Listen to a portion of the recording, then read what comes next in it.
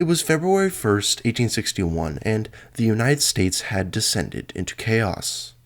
Southern states are beginning to secede from the Union left and right over the election of Abraham Lincoln and the fear of losing their enslaved African Americans. Texas would be one of those states to leave the Union over the election on the 1st of February 1861.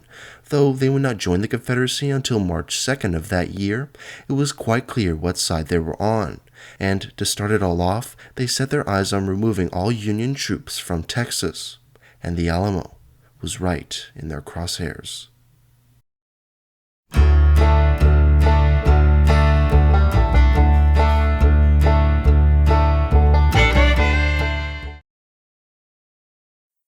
When Abraham Lincoln was elected President of the United States of America in the 1860 election, it sent shockwaves throughout Texas. Public opinion among many Texans swung in favor of secession to protect the institution of slavery.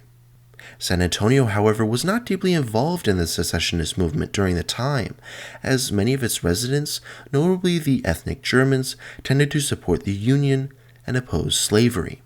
However, the city nonetheless viewed the institution as necessary.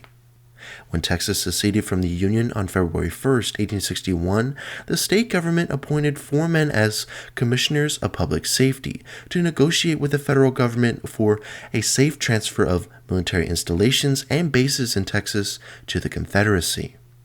San Antonio was one of those bases, housing the headquarters of the Military District of Texas, commanded by Union General David E. Twiggs, and the U.S. Army Quartermaster Depot at the Alamo. State leaders believed that the public property in possession of the U.S. Army, which included a large stock of weapons, should be turned over to Texas and the federal troops removed to its borders. However, there was a setback in their plan. They needed to accomplish this mission without bringing all-out war between the U.S., essentially starting the Civil War 2 months early.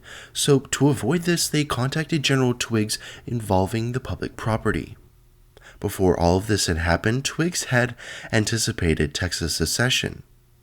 Twiggs was a Georgia native and believed that the Union couldn't or shouldn't be preserved by military force, but nonetheless, he decided to ask his superiors in Washington, D.C. for instructions if his anticipation was correct.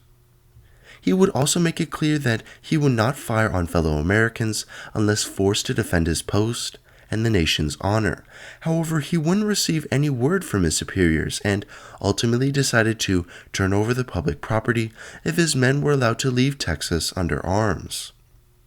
This ultimately worried Twiggs' superiors, and as discussions between Twiggs and the Texans were underway, Twiggs received word that pro-Union officer Colonel Carlos Waite was replacing him as the commander of the District of Texas. This was disturbing news to the Confederates, who could not wait for the change to take place and decided to take action.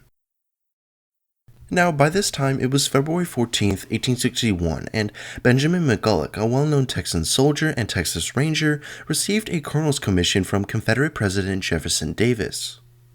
McCulloch had an impressive military career at the time, serving in the Texas Revolution, as a Texas Ranger, in a Texas militia, and as a United States Army volunteer during the Mexican-American War. His distinguished military career was well known throughout Texas, and this prompted Texas leaders to ask McCulloch to organize a battalion of volunteers to seize San Antonio, to which McCulloch agreed. He would assemble a force of over 1,000 Texan troops, many of whom were former Texas Rangers who had fought against Mexico and Comanche and Apache Indians.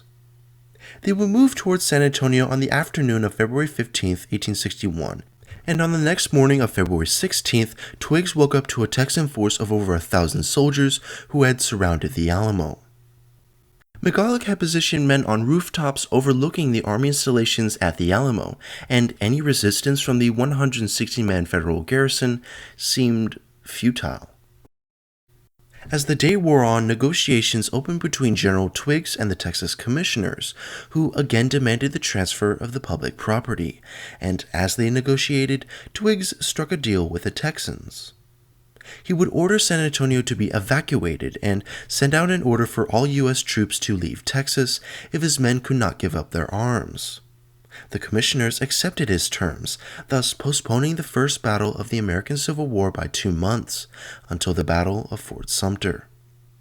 The Alamo was now in the hands of the Confederacy, and would continue its role as a quartermaster depot, supplying Southern forces, including Sibley's brigade for his ill-fated 1862 invasion of New Mexico. For his actions, Twiggs received praise from Southerners and criticism from Northerners, and as a result, he would be dishonorably discharged from the U.S. Army. He would later join the Confederate Army, but would later die of pneumonia in 1862. Once a national hero, awarded a gold sword by the U.S. Congress, Twiggs is now mostly remembered for his role in permitting Texas to leave the Union and helping to begin the bloodiest war in American history.